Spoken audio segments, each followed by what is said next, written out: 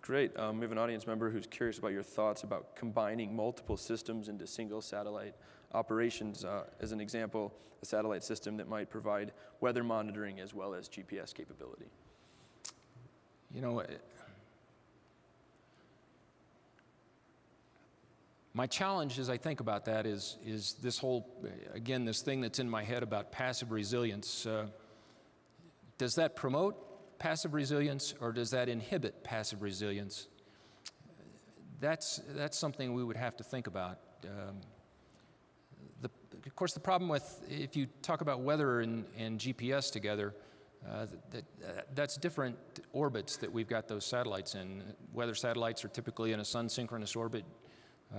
GPS is in a MEO orbit, and so whether those would work together, and there might be some augmentation provided by a GPS payload on a weather satellite, certainly might be worth looking at. But again, I'm more right now thinking about disaggregation, not aggregation.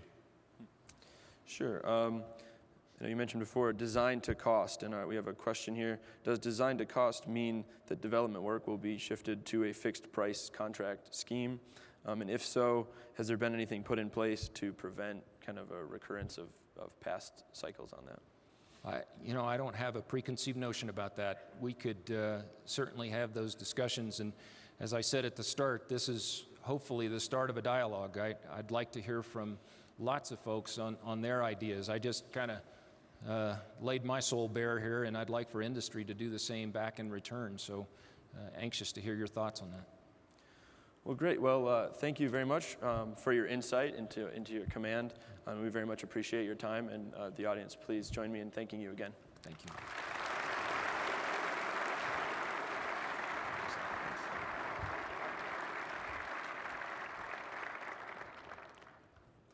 Good morning.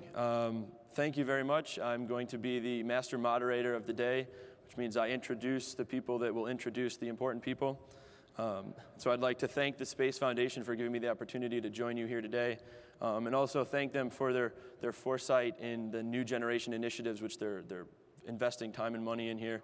Is a very critical part of our future, I believe, because someday I'd like to be hired by some of the folks in this room. A little bit about me. I'm a PhD student at the University of Colorado at Boulder, just up the road. I'm very fortunate to be studying within the Aerospace Engineering Sciences Department, which we're proud to acknowledge was recently recognized as one of the top 4 aerospace graduate programs by the National Research Council. So I'm glad they let me in before that rating came out.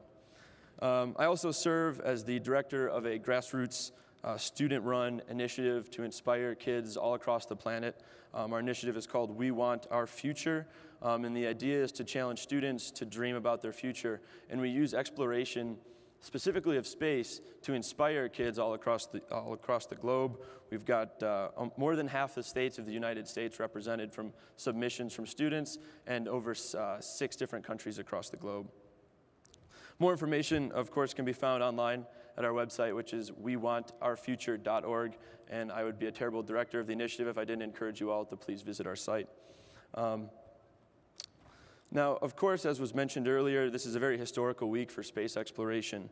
Not only are we recognizing the 50th anniversary of human spaceflight, when Yuri Gagarin flew into space in April 12, 1961, but it also marks the 30th anniversary of the first space shuttle launch, which occurred on April 12, 1981, when John Young and Bob Crippen piloted the Space Shuttle Columbia into space on its maiden voyage. While we pause to recognize these great accomplishments of the past, there is, of course, no rest for those who are working today to enable our future exploration and to see where we'll be going in the next few years. And with that, we're very fortunate to have representing the administrator of NASA, honored to have Deputy Administrator Ms. Lori Garver here to discuss these current activities with us. Please join me in welcoming Ms. Lori Garver.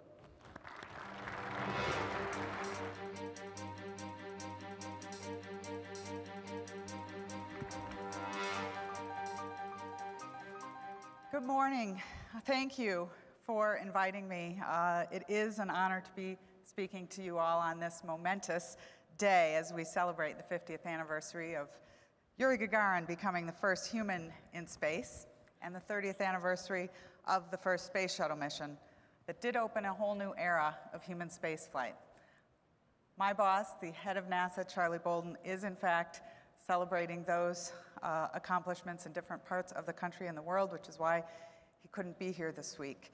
But he asked me to share with you that we have an incredible history to build on and a lot of opportunity ahead. In thinking about what to say today, I was reflecting on why we all come to the NSS. Why have we gathered here, and why do we continue to do it every year? For me, 25 of the last 27. I started with the meaning of the words National Space Symposium. We know we're here for a symposium. We know what a symposium offers: a series of speakers, a sharing of ideas. It's not just any symposium, it's a national symposium. We have speakers from industry, agencies, and participants who gather to discuss ideas to advance the interests of our nation, as well as finding ways to collaborate with our international partners. But it's the third word that is the most important. We're here to discuss space. So what do we mean by space? Does it mean just the place outside our atmosphere? Sometimes it does. There will be plenty of discussion here concerning that aspect, but that's not all, because we're not all the same.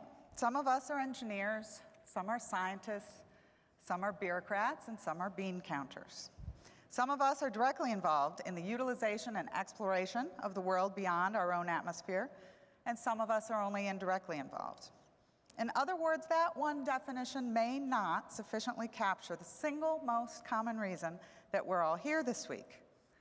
What does unite us, all of us? We in aerospace and NASA are not the only ones who think about space. Architects and interior designers, for example, refer to rooms as spaces. Invite one over to your office or home, and they won't say, "Nice office," or "I like what you've done with the place." They will talk about the space. Space to them is an area of opportunity, a place that can be filled with things they can imagine. Space is imagination and opportunity, and it seems that that is the reason that we're here and we come here every year. Because we imagine. We look beyond our atmosphere and imagine what's possible. But we're not special. We're all born with that ability. Give a child a blank piece of paper and some colored pencils, a blank space, and the means to fill that space, and what will they do? They will draw. They don't discuss if the paper is big enough or if the colors are the ones they wanted. They just pick up their pencils and start drawing, creating. They bring to life the things that they imagine. Nothing gets in the way. But of course, as we grow up, something happens. We start to learn more. We get an education. We become adults. We're saddled with things like responsibility, and we're told to be practical. We hesitate. We don't just start creating before stopping to think about it. We stop seeing what we can do with the blank pieces of paper and start looking for all the things that will prevent us from doing what we imagine. The limitations of our authority, the lack of resources. Reality starts to become an excuse, and we stop building what we imagine. This, after all, is what it means to grow up. This is the case for everyone on the planet except here.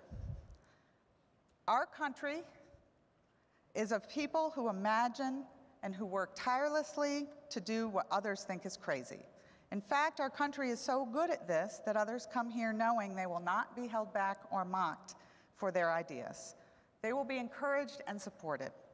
Einstein chose America. Von Braun chose America. We all know what it means to come to America. It has been clear for over 200 years. You can dream.